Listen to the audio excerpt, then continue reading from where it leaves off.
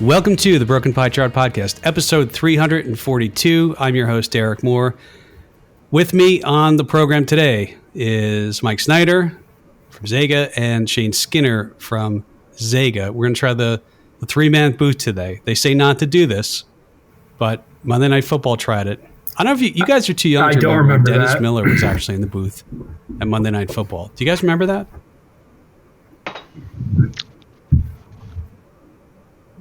I can't say I remember that either. All right, moving on then. Let's talk about the Fed. So next week we have a Fed meeting, and all eyes or all the talking heads are saying it's going to be 25 don't think so. I think basis points. This has been pretty clearly any reason to think they're going to do otherwise? And implied that they're going to do that. I've seen some people saying that they think that they should do a 50 basis point cut. I mean, that's just what they want them to do. I don't think the Fed has indicated that that's really what's going to happen. I think it would be a shock if they did nothing. So I anticipate that that's exactly what's going to happen, is that quarter point. I mean, that's what the market is saying. Shane, does it matter, though? I mean, does it even matter if the Fed cuts a quarter point or a half point? I'm not. Well, let me hear what you say. I think it matters more if the Fed doesn't cut versus if it cuts a quarter versus a half, if that makes sense. I think if the Fed doesn't cut, that really throws people off. I think if you cut 50, we might see a more euphoric market, sort of happy to see 50. If you see 25, I would think business as usual and maybe some profit taking. We'll see. All right, so we look at the Fed funds futures curve, September 25 through 27, and Charlie Bolello put this out on Twitter, and we've got the chart here. And basically, by the end of 2025, the Fed funds futures expectations, and Fed funds futures, you take 100 minus the price of the futures contract in that month, and that's the implied rate, kind of the quick back of the napkin, 3.63. by the end of 25. And that would imply what? It would imply about 50 basis points. So a quarter here. I don't think it's quite 25% or 25 basis point cuts. And then, I mean, the Fed funds futures, and look, I don't know who's trading these out in December of 2026, but 2.86. So you look at the Fed funds futures curve, and you would say that it is telling us, or it is saying the probability is that between now and the end of 26, Mike, what is that? Is that that's 1 point would it's like 150 basis points of cuts? It's what the market's pricing in. To me, it seems. I mean, do you think that's too rosy? It seems a little rosy, but that's what the market's pricing in. I mean, here's the thing too. To get to 2.86. That implies either inflation is going to really continue to drop, or there's some problem in the markets. Like Shane, we've talked about this a couple weeks ago. Be careful what you wish for. Like if you think interest rates are going to go much, much lower, doesn't that imply, Shane, that there's some upset in the market and the Fed is coming in to do a quote unquote rescue, right? Absolutely. I mean, I think at one point I didn't even know this was possible, right? Until I'm going through finance school, come out and start my career in the early 2020s. But, some people calling for negative interest rates at one point a couple of years back, right? And it's kind of insane to think that any logical system would think that near 0% interest rates is healthy or good. I don't think the curve is off necessarily, because I think what's going to happen is in February, I think you're going to have someone appointed to Fed chair that's very dovish, very open at cutting. And so where I think the curve here might be off, who knows, is maybe it's overestimating how much Powell's going to cut before he leaves. But at the same time, it just seems by sort of a combination of, the forces that be that influence this stuff. I just think that you're going to have someone very dovish come in. I also think that if you look at the jobs market right now, that revision from 2024 was not great. And it's sort of weird to think that, wow, we went through 2024 thinking this about jobs data and the market, only to find out in September of 2025, oh, no, actually, this is what went on with jobs in 2024. And so, I think it's one of those, I'm going to say it, like, if we were in a recession and didn't know it, it's one of those where now if we kind of all of a sudden, okay, hey, we need to cut, we acknowledge it. I don't know. The jobs market's tough right now. I'm hoping to see more hiring in September. Is it tough though? Is it? I'm talking to a lot of younger people, and I'm seeing a lot of college grads having a really hard time right now finding work. But maybe that's because of the specific area they're in, the school, whatever it is, demographic, geography. I don't know. If I look at all employees, total non-farm payroll, and this is from the Federal Reserve Bank of St. Louis, also called FRED. If you don't know what FRED is, Google it. You can find data. And basically the revisions that happen, I think it was, so what are we in August? What was before? July. So I think was it June? June. Was it June? Was a negative 13,000 revised. And that was actually the lowest. That was the first negative going back to January of 2021. So the idea is that employment is softening. And I would say, is it softening? I think the chart shows that. The revisions aren't surprising, though, because what you have is not predictions, but you use surveys, you ask people the questions, you use a sample size, and then you actually get state data. And the state data tells us what the jobs number is revised, but there are multiple revisions. So I don't know. Mike, I think the other thing, and we touched on this, was it last week or the week before, that would a rate cut actually help housing? And I'm not sure. I believe that if you have rates that are lower, it definitely helps buyers. The question is, do home prices go up relative to what people can afford? But Mike, as someone who is, I wish that it would help. Done this recently. I don't think it would. Are you going to refinance if they cut next week a quarter point? More than just a quarter point for refinancing to make sense for me. And I think they're going to have to come down a lot more than a quarter of a point for it to make sense for a lot of people who already have mortgages. And so rates coming down, for first-time home buyers, it might be a good opportunity for those people to come into the market and say, okay, I'm going to take advantage of rates coming down, but I don't see a lot of refinancing happening. I also don't see a lot of, I think a lot of people have lower rates than what's available and are sort of stuck in those or not wanting to give up those and probably aren't going to look to sell their house and buy a new one just for that reason. If there's some data, this is from Goldman Sachs Global Research and EMBS. Actually don't know who EMBS is. I'll look that up. 85% of outstanding mortgages have interest rates below the PMMS, distribution of outstanding 30-year conventional mortgage borrow rates. So basically what you look at is if you say, okay, who has lower than even 6%? It's most people. And I didn't count this up, but I'm eyeballing this 3, 6, 9, 10, 11, 12, 30. What is it, like 15 to 20%? Lower than 4. Lower than 4% is a good chunk of people, right? Well, yeah. Actually the mode, so that's like what shows up the most. Yep. It's 12% is probably between 275 and 3 right there. And I think the point is, and really where you're going with this, Shane, is that although you could get a rate cut, it may not cause a refinancing boom because people are locked in. Right. But Mike, to Mike's point, look, I think housing is a little bit locked up, and people who are selling don't have the reality that people who are buying have a higher interest rate. But I would agree. I don't think this just sets off a refinancing boom. And I also don't think this causes home prices to collapse either, and I would think both of you agree, as someone who's in the process of doing this as well right now.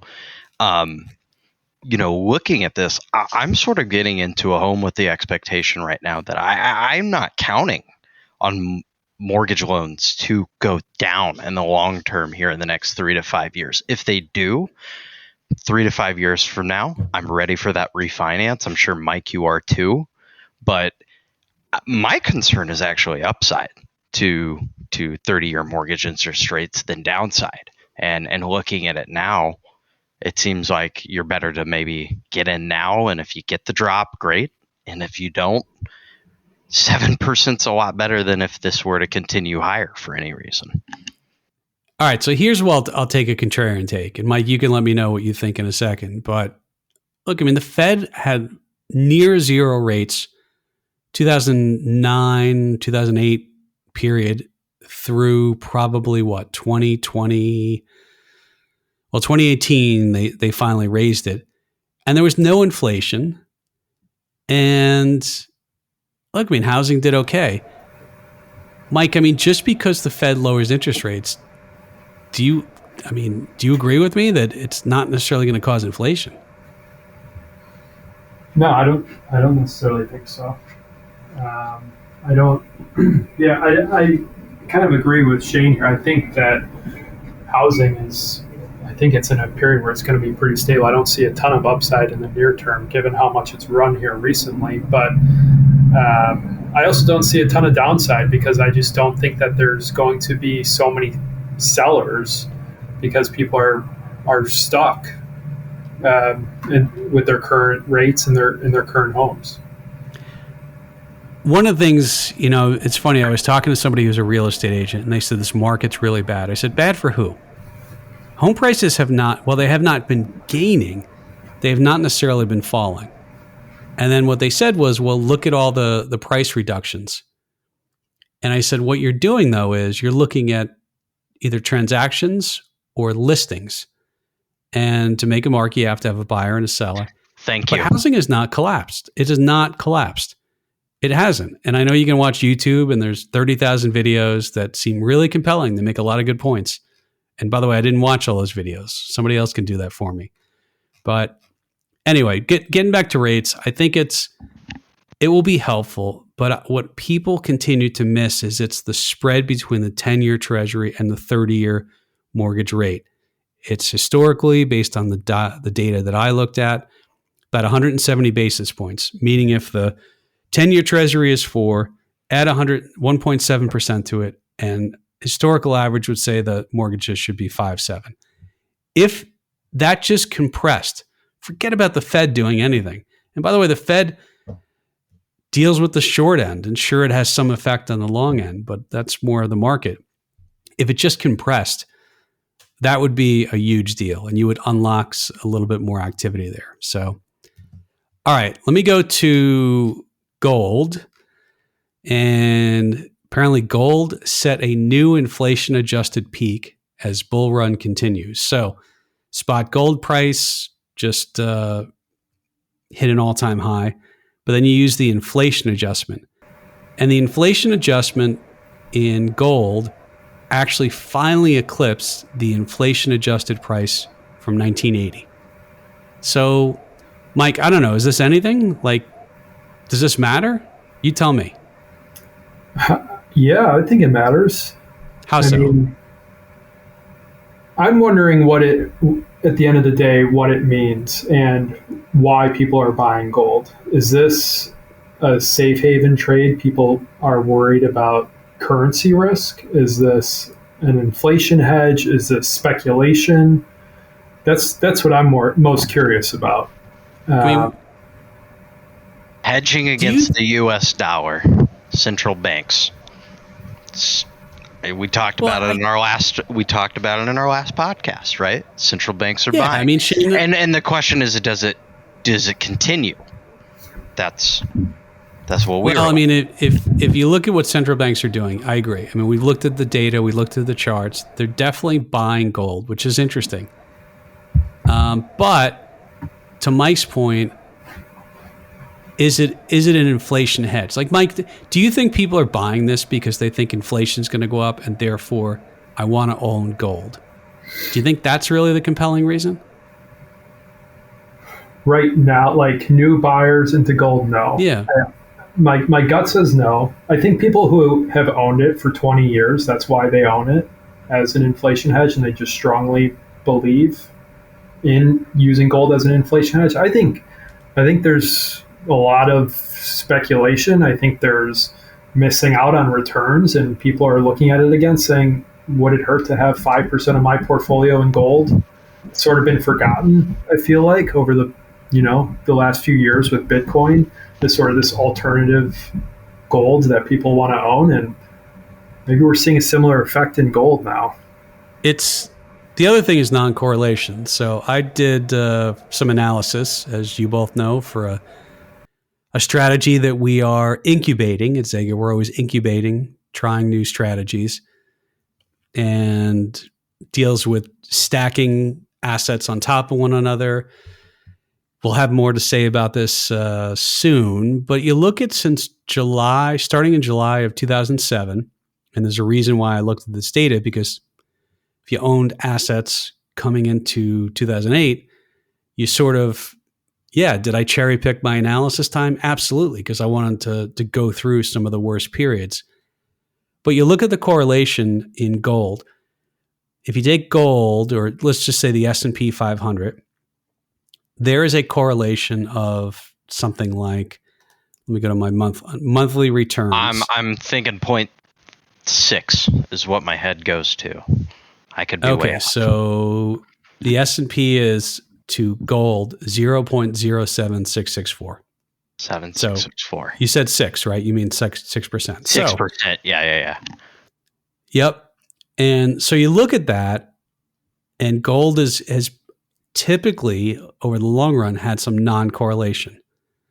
By the way, to something like 5-year treasuries, if you're interested, and maybe you are, but I'm going to say it anyway, gold is about about 32.5% correlation since June of 2007 to gold. So I don't know. I mean, I think some of the non-correlation, like that's one of the things that people are after when they put a bunch of stuff in a portfolio and they hope it goes up or down at different times. So, but yeah, I mean, Shane, the other thing to look at here is, and this was a chart from Eric Baltunis at, where was this? Oh, the gold inflation one, that was from Bloomberg too. So this is probably from Eric Baltunis as well.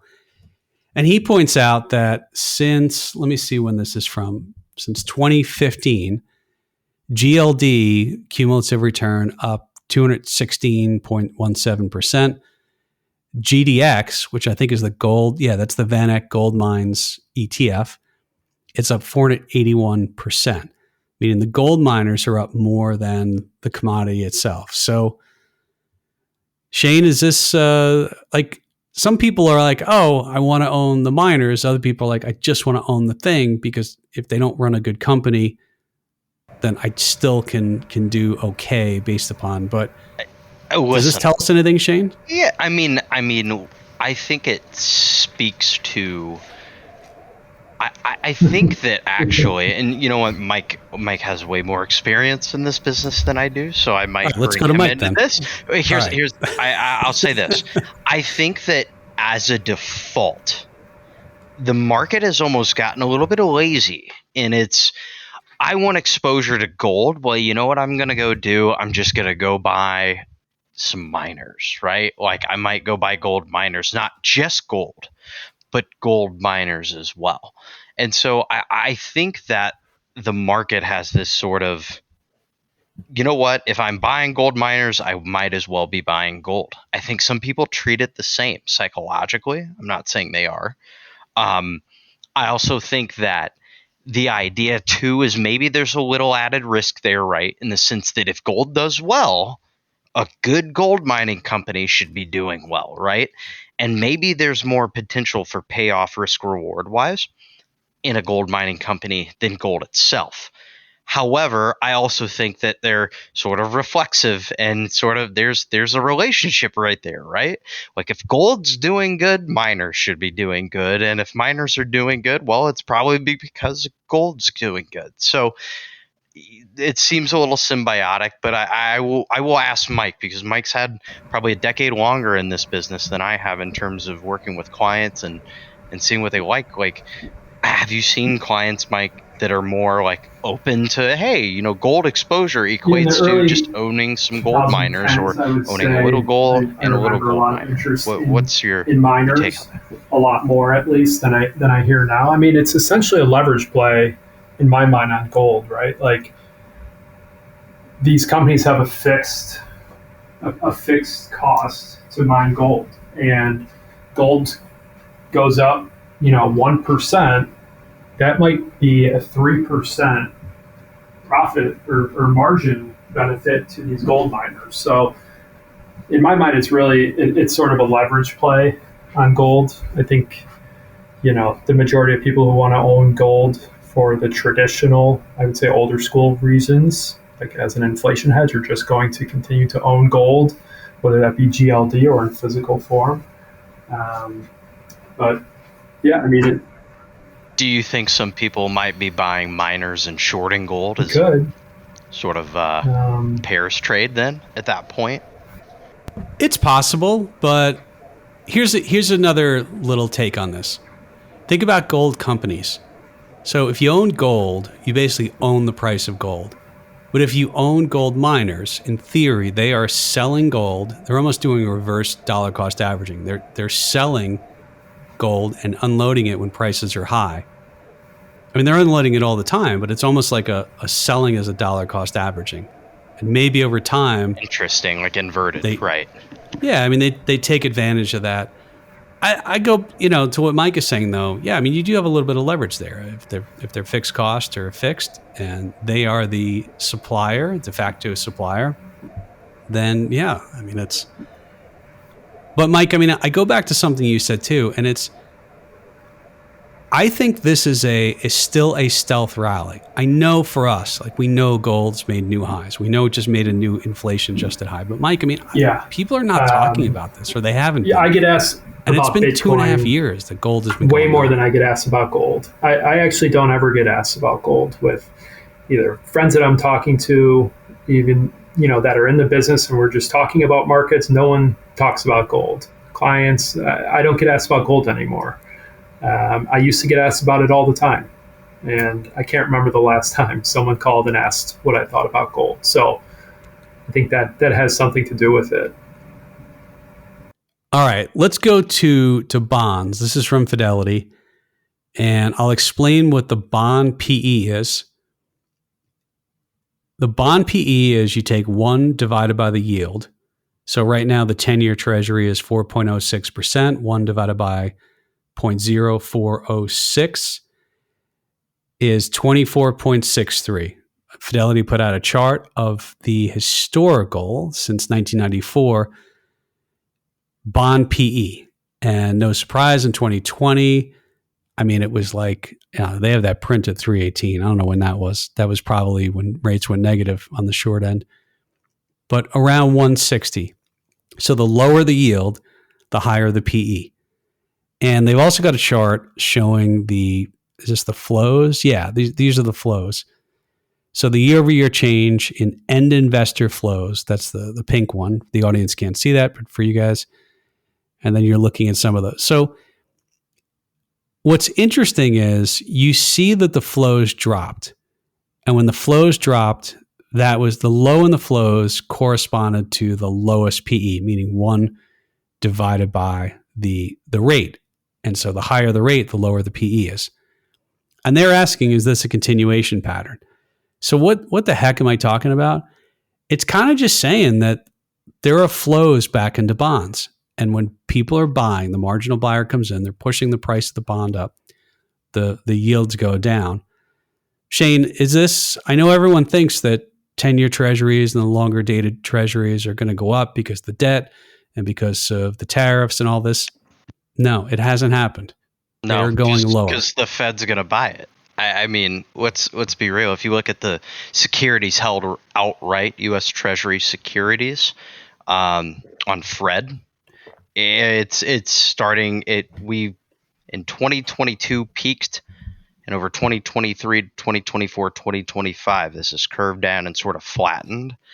It's going to go back up again. Historically, when it's flattened, it might stay flat for a year or two. So it might be a little bit, but at some point, I mean, if there is a liquidity issue, whether it's the front end or the back end, I think that the Fed is going to step in and do what's needed to be done to, ensure stability. I also, looking at this chart, we're trading at a level on the buyers and sellers of U.S. bonds chart that you provided from Fidelity. we're trading at a level that we hadn't been at since I was born.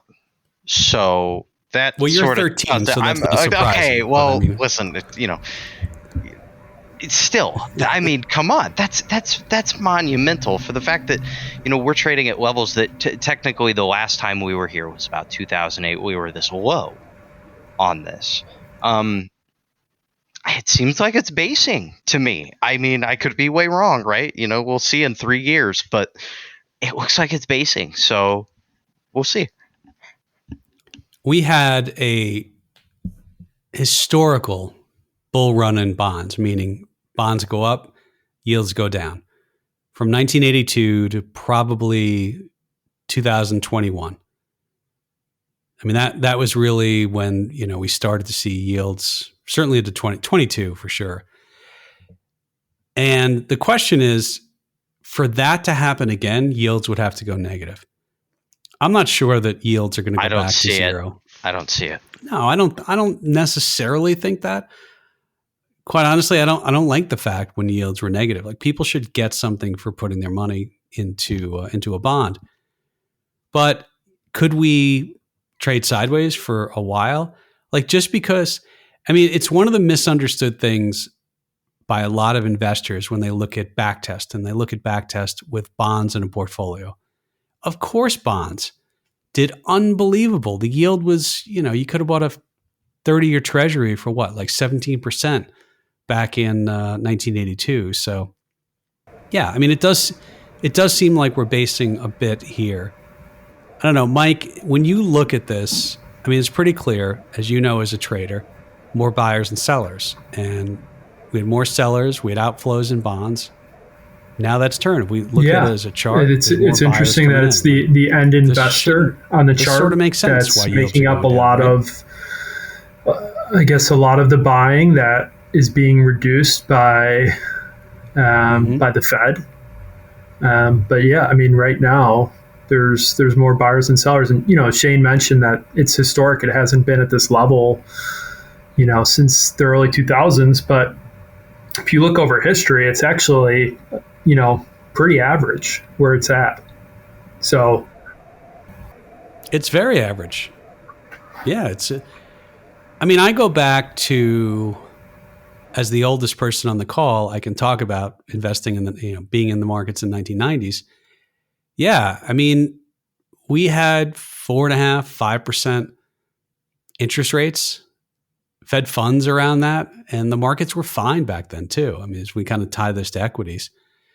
So, look, I mean, the Fed's going to come out next week. They're going to say stuff. I think it would be a shock if they didn't cut a quarter point, just because this Fed is very much telegraphed every move that they've made. By the book. Yep. By the book. They've messaged it. So it would be surprising.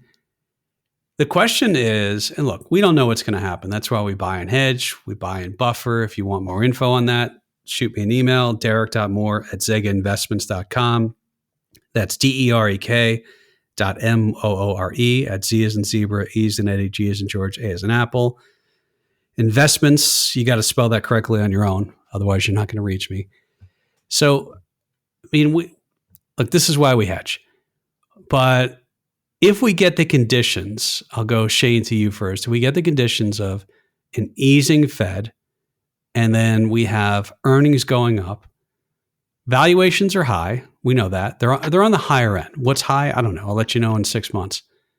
But Shane, if we get an easing Fed, if we get a Fed who's, let's say, does lower rates, according to that curve we talked about earlier, it's either stocks will do really well or stocks are not doing well because there's some problem and that's why rates got there.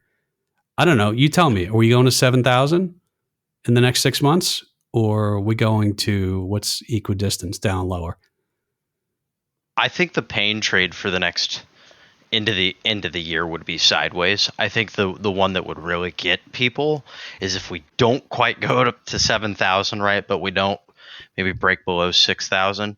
At the end of the day, with the way everything's staged, I've told you before, I think this is more looking from a technical perspective, like 1995, 96, like we're on the process of breaking out to the upside here.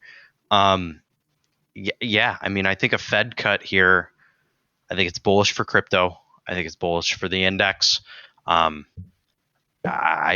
don't see what fundamentally, it'd be barring some insane geopolitical event that isn't being priced in, the black swan, right? I think this market's path of least resistance is higher. All right. But of course we hedge. We have no idea. So Mike, don't ask me where we're going. You don't want to know where I think we're going. Mike, I don't know if you want to take the bear case. Like, is it employment? Is it employment? And that's the reason why the Fed cuts have to happen. And it kind of rains in everybody's parade. Because we know that when people en masse start to not be able to get jobs, or they lose their jobs. Yeah, I think that could like be the aggregate demand drops in the economy. Like you said, is if that rates the are bear dropping, case here? Or do you have another bear case? Well, us forecasting rates dropping might be good for equities in the short term. It doesn't necessarily mean that, at some point, the focus has to go on what's actually going on with the economy, right? Once rates have been cut, like, okay, is the economy doing well? The economy is not doing well, and you have to continue to cut rates to soften that. Eventually that becomes an issue. There's only so much room you have to cut.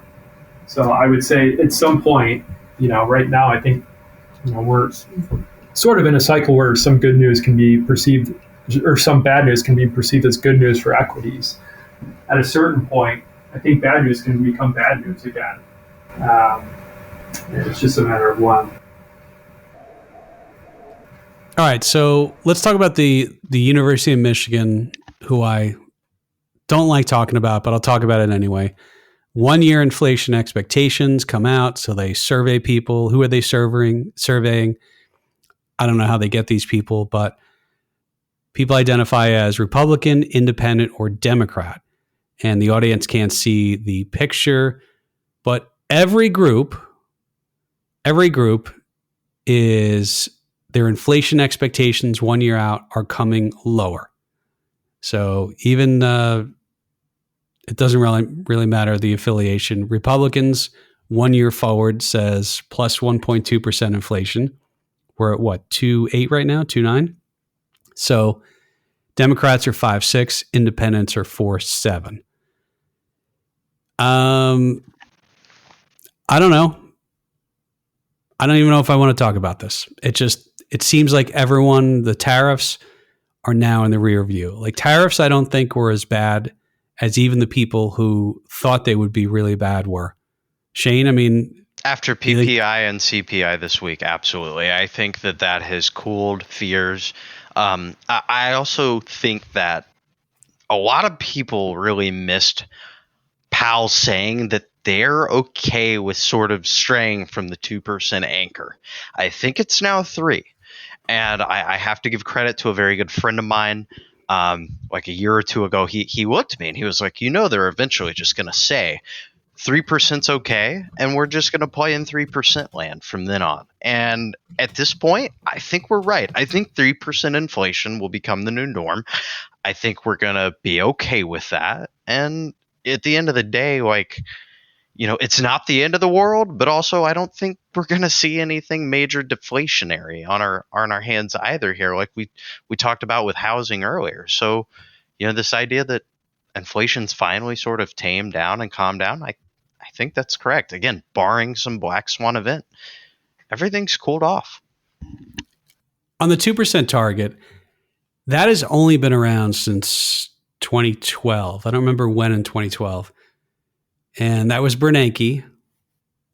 And that's really, when it started. It hasn't been around that long. So the fact that they could change it to 3 or move it or take it off, I don't think it's as big of a deal as people think. Like there was no target. Right. But, and did they even actually track it very well? Like, that's the other thing.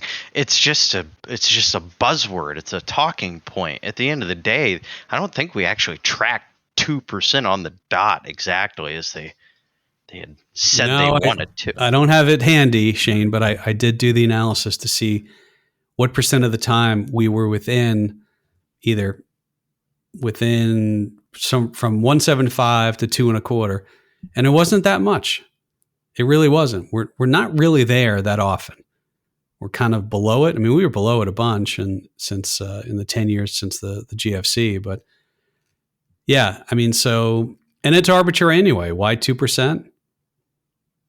Why is it? And I don't know. Why is the sky blue, Derek? Well, they talked. I'm Googling it right now. This is the Federal Reserve Bank of Richmond. The origins of the 2% inflation target. Established in 2012, but the internal debate began decades earlier. Okay, there you go. So I don't know, Mike. Any comments on this University of Michigan? I also think too that, Mike, we were talking about this. We had an advisor, a client of an advisor recently say, "Hey, this market's not great right now, so I think I don't know if I want to stay invested." And I was like, "Not great. We're at all-time highs. Like, why would you say it's not good? I mean, are you saying it's going to go down? But to say it's not great, like, not really. Kind of I mean, it's the world we live in right now. I don't know if you're a fan of these surveys. When you're investing, you have to. It's hard, but sometimes you have to try to look at the data and put, your personal bias aside. And the data has shown there's no doubt about it. We're in a great market. So I'm looking for it. Okay, this is from Investing Live, and the headline is, so I'm not going to read this. I'm just going to read the headline. Without any context, ex-Goldman Sachs CEO Lloyd Blankfein warns of looming crisis, but stays 100% in on equities. So, okay, that's... Depart you from your equities so someone else can buy it. Fear mongering. I mean, that's the thing. In the end, you actually see the buyers and sellers, and people vote with the buy or the sell button or the hold button. I mean, hold is a choice too, but yeah, I mean, I don't know I know people are warning about it, and it's very easy. So here's my problem with people go on CNBC and they're like, well, if we get this, we get this, or if we get this, we could go down. Like, they're just couching it. Just give an opinion. Give an opinion, take a side, and put your actual money into it. So, I don't know. Maybe we can get someone in that space on here one day to talk about that stuff. Give us more insight. If you think the market is going to go down if this happens, but you're not reacting or making any adjustments on your end to your portfolio in that way, then you're just saying words, right?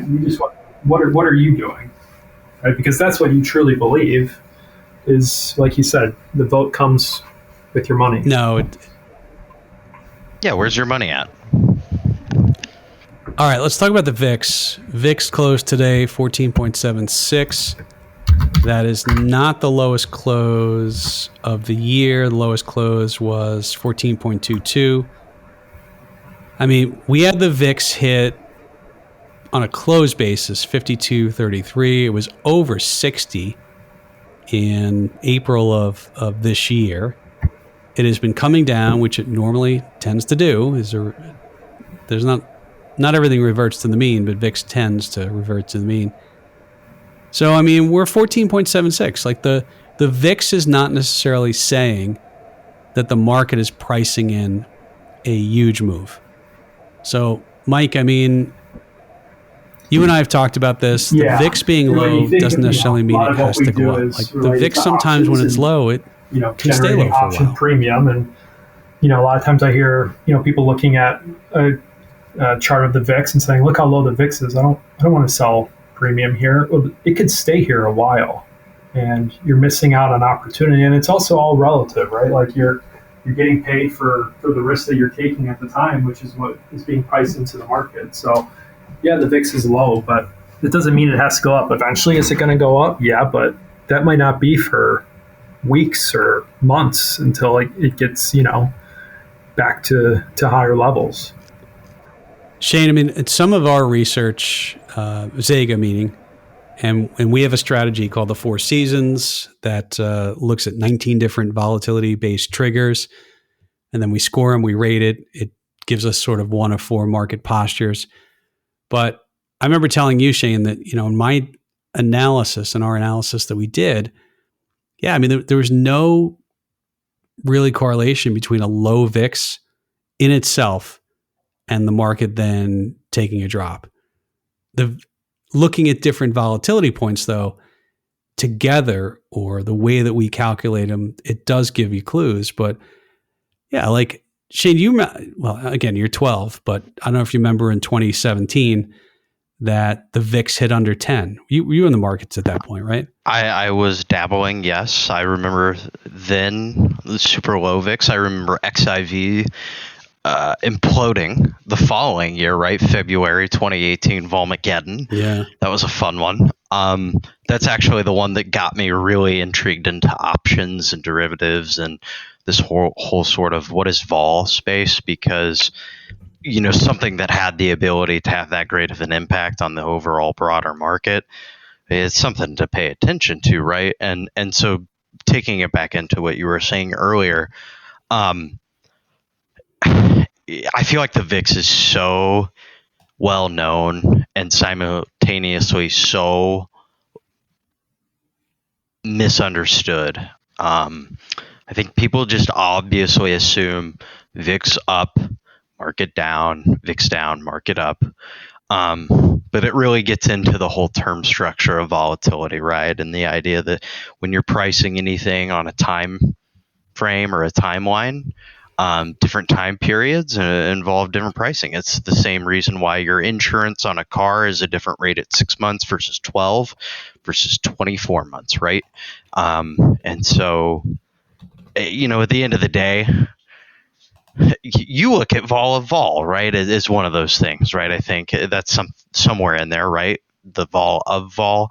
Yeah, but you realistically, you can't just look at one single point of a volatility measurement and just be able to determine what's going to happen direction wise because of that. It's like you said, it's a combination, and it shouldn't be misconstrued or just assumed that vol up, market down, vol down, market up. All right, let me switch to Oracle. Oracle this week closed at like 240 and then went up 40% to a high of around 345. And it's since come back down. And, there's a saying, all gaps get filled. I'll let you know when I know whether it fills the whole gap. But that's an example of where the implied volatility, the move that was expected, it under expected the actual move. But what was interesting to us is the three of us were on our trading call, and we were saying, I wonder if a stock that's in the top 25 of the S&P 500 has ever moved up 40% or higher in one day. And for this, I sent a note to Mark Pulowski over at State Street. I posed the question to him. And his answer was, and I think he talked to his equity research team, didn't have, an example of maybe a top 25. NVIDIA, I believe it was last year or the year before, was up something like 23% in one day, not 40. GameStop was not part of, wasn't in the top 25 of the S&P 500, but certainly that's not top of talk about GameStop. Yeah. But the one that comes to mind, and I was glad he reminded us of it, is Volkswagen. So Volkswagen in 2008 was the 15th largest company from a market cap perspective. What isn't part of the S&P because it's a foreign company, but the stock underwent a short squeeze, which saw a 400% increase in 2 days. And it went from number 15 to the number one market cap weighted company in the world after that move. And from memory, it was, I think, Porsche, I forget how you say it. Porsche, I think, disclosed they either were buying some shares in them, and then there was a short squeeze. But that's kind of the example. And that went up way more than Oracle. And Oracle, I think when I looked, it maybe had a chance of being in the top, being number 10. When we looked the other day, I think it was number 12. It's probably back down now. But anyway, thanks to Mark and our friends over at State Street for taking a look at that, because would have taken quite a bit to do that research. So I don't know, nothing really else on that. I just thought it was an interesting point to bring up. So, it's Mike, any comments on that? And we were talking, and I kind of thought that might be the case, that there weren't any other. Okay. It takes a lot for a stock with that type of market cap to move that much. So I was kind of thinking that might be the answer.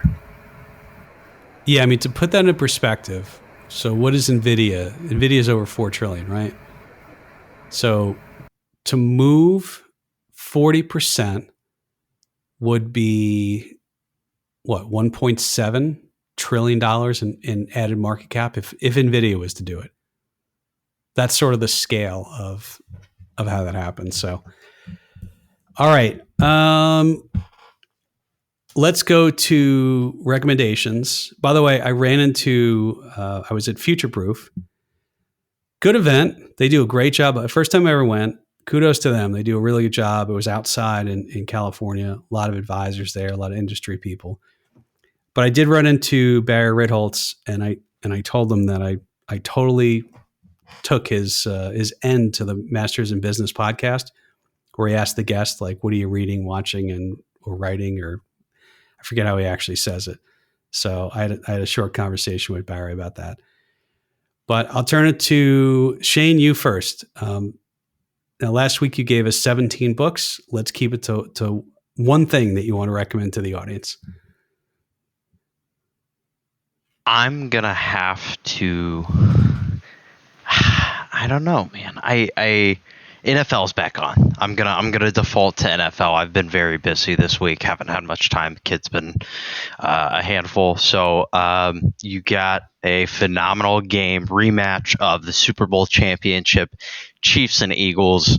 Some of the best football you could ever see. I should say American football to our foreign listeners. I know it's not real football. That's soccer. But yeah, Chiefs Eagles on soon. So that's the game to watch.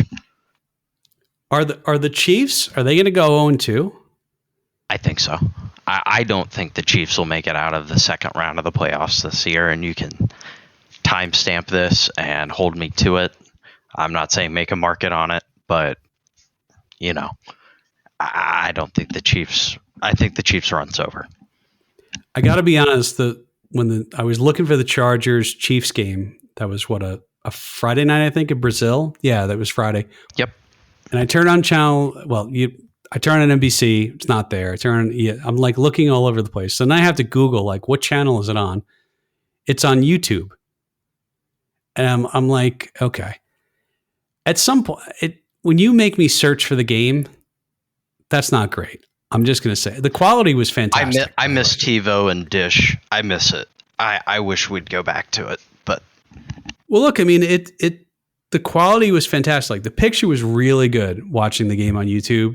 The stream was fine. It didn't lag or anything. Sound was great. So good job by them. But I'm going to go pretty off script here and recommend a grill. I got to now figure out where these games just are. Moved a couple months ago, have some more space. Always wanted to get a nice grill. I got a Weber Searwood. It's a smoker / grill. If you want to be smoking, different things, but you don't have the time to sit there and, play with the fire and mess with the wood, a Weber Searwood is perfect. You just load it up, set the temperature. There's meat thermometers attached to it. You just let it do its thing, and then it's done. So that's what I've been doing a lot of the last few weeks. Well, I give you credit. Mike Puck once recommended his local air conditioning repair company. I'm sure our listeners in Belgium appreciate that. But yeah, no, I Googled it here. It's just the Weber Searwood 600. Okay. All right. Yeah, you can that can be a recommendation this week. That's good. Yeah, because if anyone who hasn't done, when I say barbecuing, it's not just using the grill. It's where you're burning the wood or the pellets and you're smoking. Yep. Just load pellets in there. Just cooking on a grill. Yeah, I mean it takes forever. And if you don't have an electric, it looks like this is electric, right? Yes. So all right. So I see that. All right, there you go. I'll send Weber the bill for the free spot there. I am going to hold off on giving my recommendation next week. I'm rereading a book because we may have a guest next week on the program, and it'll make sense next week. But looking forward to that. And you know what? I'm going to recommend Future Proof for advisors. It's a really, really good event. And what I love about it was outdoors. Usually you go to a conference and it's indoors and you're inside for a couple days. So it was good to see a lot of our clients who are advisors and people who are also interested in using us as an asset manager, and then also seeing some of our colleagues. So Rick Rosenthal from the SIBO. SIBO's always been a good partner of ours, and if we've asked them for help in seeing if they can get contracts listed or other things. So anyway, good to see a few of the people there, and it was a good event. So thanks to I think Matt Middleton runs Future Proof. So good job, Matt. All right, I think that's it. We did it. We got to the end. So quarter point next week. We're all a quarter point, right? Quarter point. All right. Watch him do a half point. All right. That's it, folks. Send me emails, derek.moore@zegainvestment.com. If you want to know if you're an advisor, you want to know how to use our strategies, send me an email or just send questions. We'll read them on the air. We haven't done that in a while. In fact, I am kind of behind on bringing those up because people have sent in questions, but maybe I'll do that in 2 weeks.